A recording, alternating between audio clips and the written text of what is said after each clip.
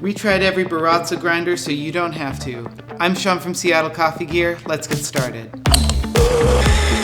Baratza is one of our favorite grinder brands, but they have so many grinders. Today, we've lined up our top 3 favorite Baratza grinders so that way we can compare them all.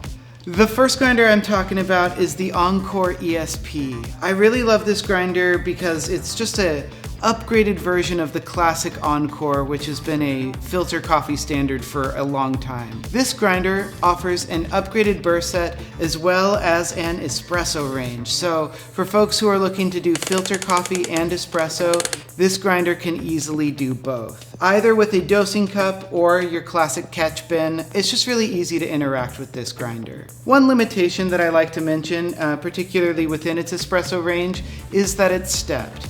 You're gonna get plenty of good performance out of this grinder, but if you're looking for really fine-tuning adjustment, this one might not be the right fit. The second grinder we're looking at today is the Baratza Vario Plus. There are some cool upgrades from the Vario to the Vario Plus that I like to mention, primarily material. We have an all-steel chute, and it just feels really, really nice to interact with. It's a good heavyweight grinder. This is the only flat burr grinder we're looking at today with 54mm ceramic burrs with an optional upgrade for steel.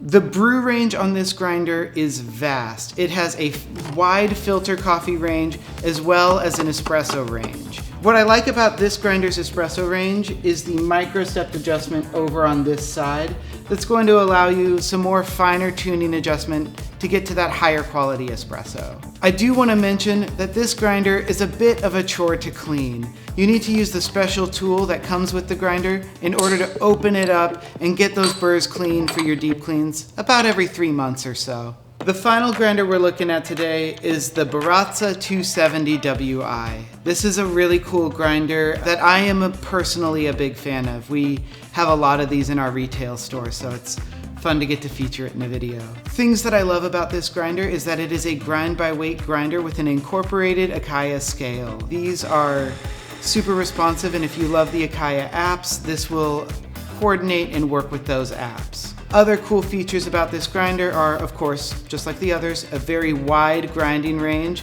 but this one adds a second adjustment ring that is stepless, so you have a lot of flexibility with how it will perform for your espresso. My only drawback with this grinder is that it's just so loud, which you'll see in a second. It's still a great grinder that I love. One question we get a lot is, how loud are these grinders? And that's tricky to show you over YouTube. What we're gonna do right now is set our sound levels nice and even, so that way we can hear each one, and then I'll give you my reflections afterwards.